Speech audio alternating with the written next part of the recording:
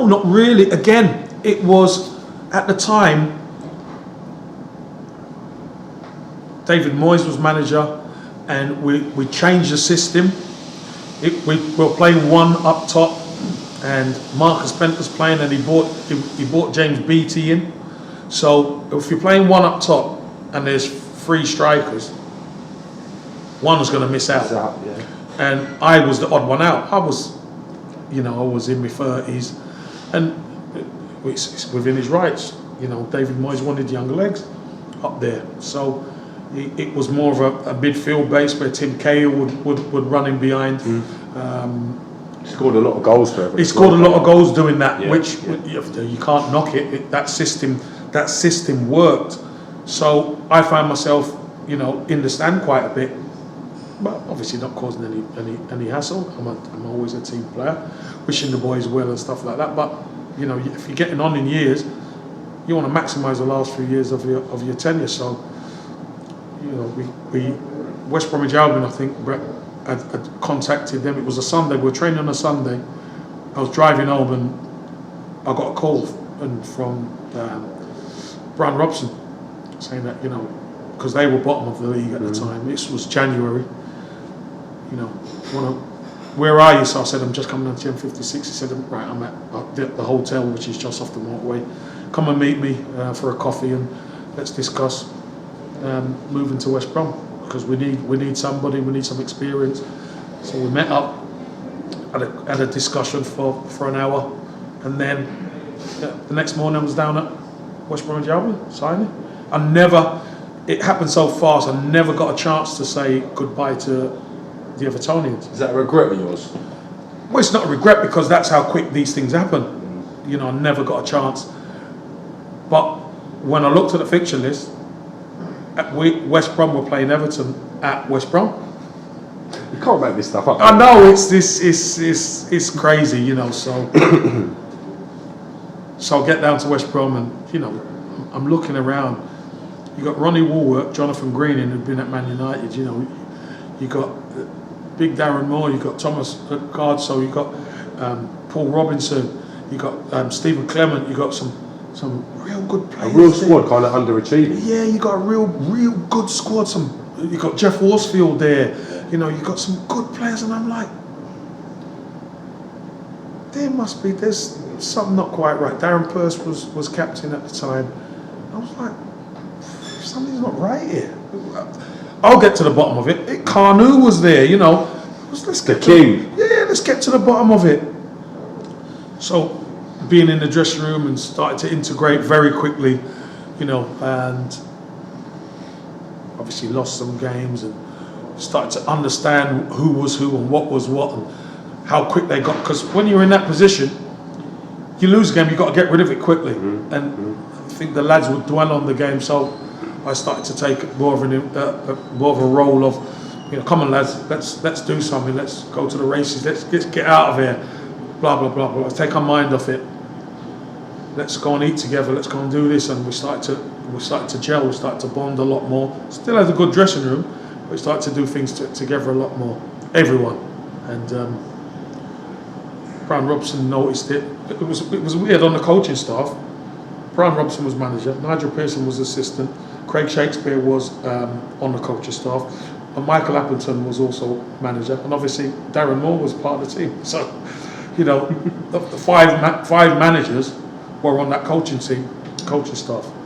And my greatest achievement in football was the Great Escape. But obviously, having played Everton at the Hawthorns, we beat Everton 1-0, but the Evertonians after the game, so that's the nearest I've ever been to crying on a football pitch. I've got to say that, because they sung and they sang my name, and I came over to them, and they were coming over, they were climbing over the barriers and hugging me, and they gave me a trophy, and so it was. I was happy that we won, but I never ever want harm to happen to Everton, because I feel that much. I fell in love with that club, so it was special. It really was special, and they always will have a special place in my heart. But this was about West Brom now. This was about the Great Escape and getting everyone on side. This was one of my captain speeches, I got made captain, and saying one of the speeches, behind closed doors was, look, we can't make history winning the league, we can't make history scoring the most amount of goals, but what we can do, we can be the first club ever to be bottom and stay up In January. And I said, that will keep us in folklore. They said, we won't ever get this opportunity again. So that's something that the squad actually embraced, and made some really important signings when I joined. Richard Chaplow, we brought Richard Chaplow in from, I think it was Preston, and Kieran Richardson came in from Man United. That really gave us some impetus. Really galvanised the team, didn't they? Really did. There was some young legs, and they were really good players. But that to gel it with the more experienced players as well, helped us go on a run, and ultimately, stay in the division right at the end was testimony to Brian Robson and his staff and to the players, because we all bought into it. Like I say, like you said, to get out of that situation in January is such a historic moment, and something I know you really do treasure. I treasure it, honestly. It's fantastic to win with Arsenal. It's fantastic to win at Nottingham Forest. It's fantastic to win games at Everton and keep them up. But nobody gave us a chance, and that's what drove me. I love the challenge, and that challenge was, everyone said, West Brom are down, they're gone, and that's what drove us. And again, that old Arsenal saying, it's you keep on the grind. When the times look tough, you roll your sleeves up and you get going, you get moving, and that's what we've done. And ultimately, we bucked the trend, because since we've done it, a few teams have done it. So we gave them hope that they can do it. You mentioned obviously Kieran Richardson and Chaplow coming in to give you that bit of youth. You had some older players in the squad. How old do you reckon Kanu was? How old do you personally think he was? I'll be honest with you, I don't know. Was there any rumours in the dressing room of his age?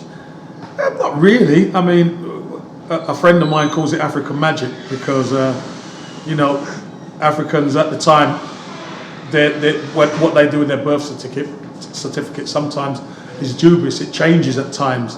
So I don't know, but one thing I do know, he was a wonderful player, and he was fantastic to play with, and such a great guy as well. Really enjoyed training with him and playing with him. But I don't know his real age. Maybe he could get in touch with us and let us know. What's your greatest memory of Kanu playing with him? Is there anything that stands out, anything you sort of remember? My greatest memory of Kanu was when he was playing for Arsenal. Yeah, of course. That goal at at Stamford Bridge. Chelsea. That was ridiculous. Like the ball was glued to his glued to his foot, and Yeah. he dances along the goal line and bends one in the top corner to win it for the hat trick at Stamford Bridge. Come back from behind as well. Yeah, exactly. It was ridiculous, absolutely immense. Fantastic success to keeping West Brom in the Premier League, which no one gave you guys a chance of doing. Was you interested in extending your stay at West Brom? Was there an opportunity for you to keep playing for West Brom, or was it a case of you knew your time was done, you were looking to move on? No, my contract was up. I'd done my 18-month stint, and there was a year left on there was a year contract on the table, which they said, I'll sign when I come back for pre-season training. Pre-season training was so intense that I could only sign, I think it was the Thursday.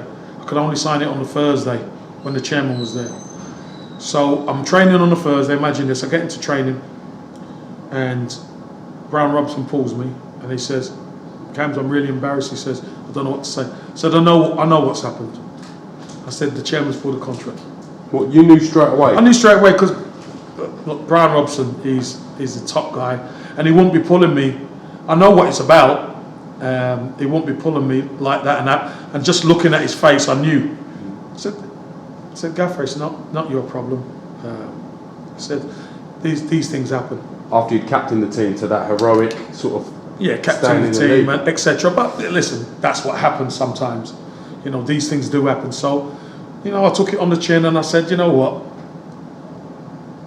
There don't have to be any big announcement or anything that, my kids are young, I could spend some time with them and blah, blah. So I went home and I chilled out, and I kept myself fit, I trained. But I just thought to myself, you know what? for that to happen, I don't trust football anymore. For people to do that to me after I'd captained the team, etc. I said, no, I thought no. So I was in the garden. The kids were back from school and they were playing football and my phone rang. This was the week before the season started. So I'd kind of three-quarter retired, didn't I? You know, I'd not really done a full pre-season or anything. Picked up the phone, it was Sam, man. Hey, Kev, how you doing? Come and have some oysters with me. Oysters and champagne. I said, hi, Sam, how you doing? I said, what? I said, Sam, I've not done pre-season. He said, don't worry about all that. He said, come down. He said, I've got Dave Jones here. Got the maximum respect for Dave Jones. Put Dave Jones on. Dave Jones said, Kev, come down. Would love to speak to you. Blah, blah, blah, blah, blah. So I said, all right. I said, I'll come down and see you. I said, I can't promise anything. Come down there, Sam, 120 oysters, and he's ordering bottles of champagne and all that. I said, Sam, if I'm going to be coming to the club, I can't be on the champagne. He said, don't worry about it. Come on. Yeah, Tabasco sauce with having the oysters and stuff like that. Drank a couple of glasses of champagne. He said, so are you signing? So I said, I've not even spoke to Dave Jones yet. Dave Jones had to come. So Dave Jones came and we just chatted and he was saying, look, you know, we need you for your experience. We need you for your experience in and around the club and for the guys and stuff like that. So I said, look, guys, I've not done a pre-season, but I'll tell you what I'll do. I'll come here on one condition. I said, if I say strengthen, you strengthen. Because what you've got a decent squad, but they're not strong enough. So I came down to train on the Thursday. Was in a hotel with the team on the Friday.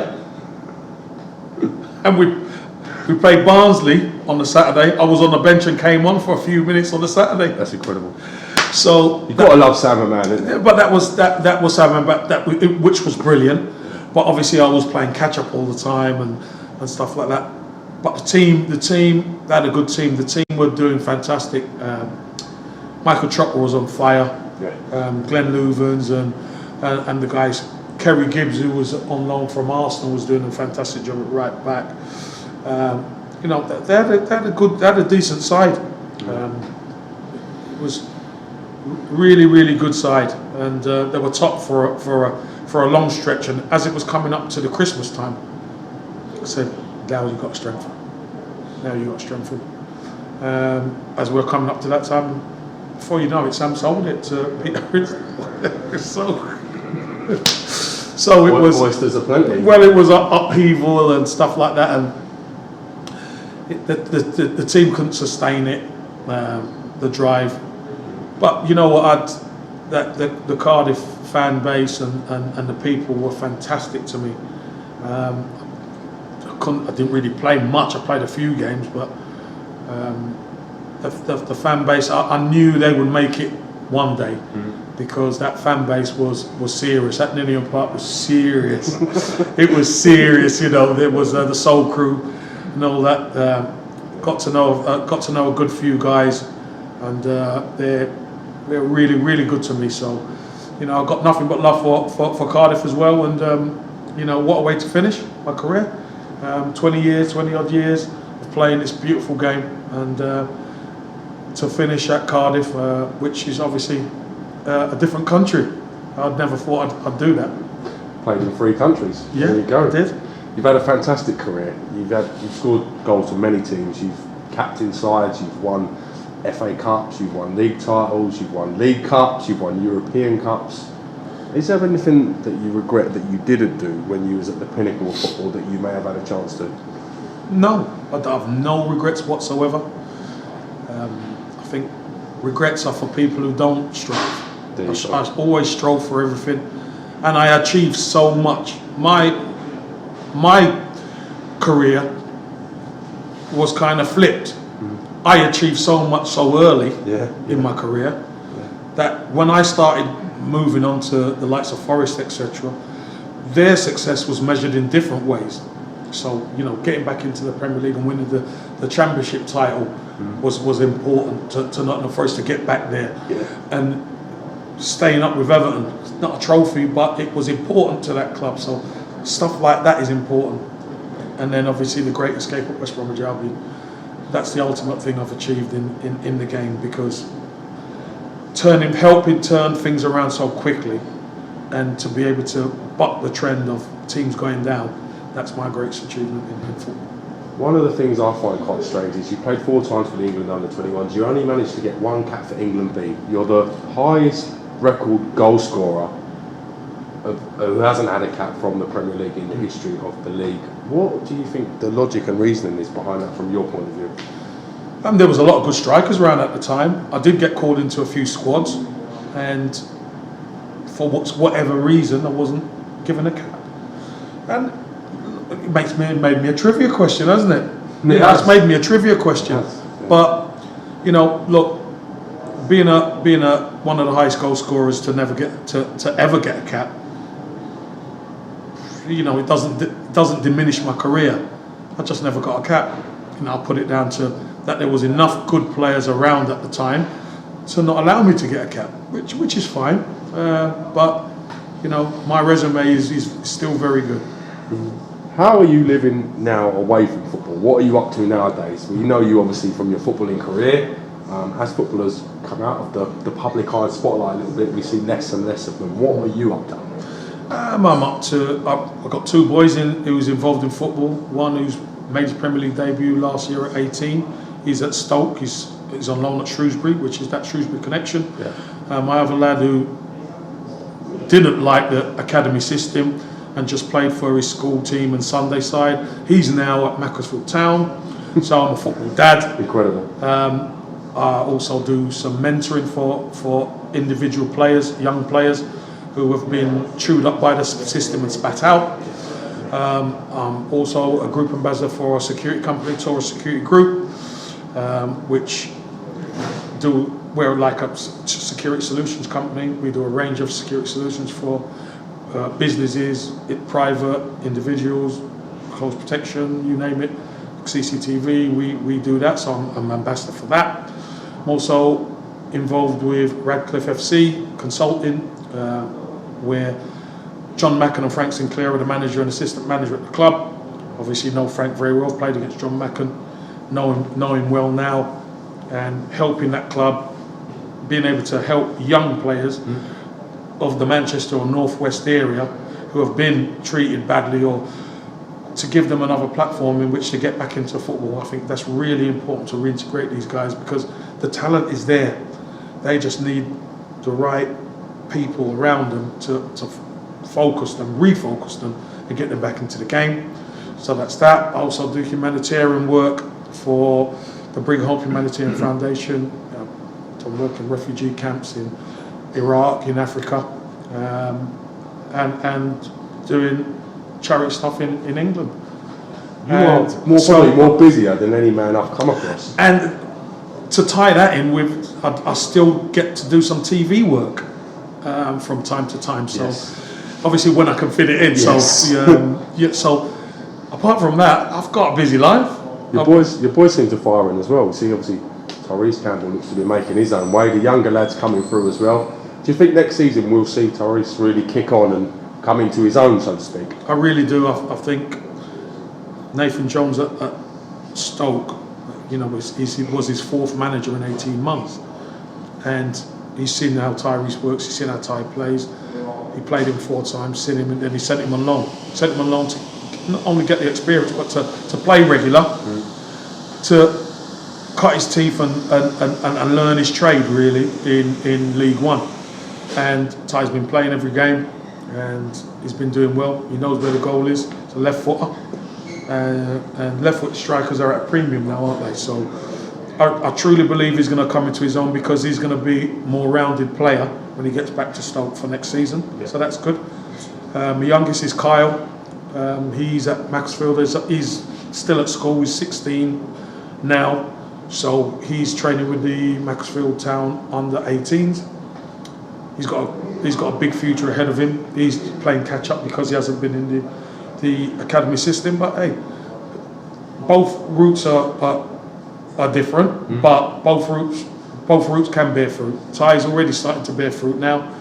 Kyle will get his opportunity if he sticks to the process. Now, I know you're a lifelong Arsenal fan. You've had the pleasure of playing for the great club. I want to know your all-time Arsenal 11. If you had to pick an all-time Arsenal 11 from not just the players that you've played with, but from the players you've had the pleasure of watching, from the players that you've enjoyed from the past, give me your all-time favourite 11 from Arsenal. Favourite all-time 11? Jeez. All right, I'd go with Pat Jennings in goal. Pat Rice at right back. Kenny Sansom left back. Tony Adams and Frank McClintock centre halves. Midfield would be tough one. Peter Storey centre mid with Vieira. Geordie Armstrong on the left. Dave Rocastle on the right. With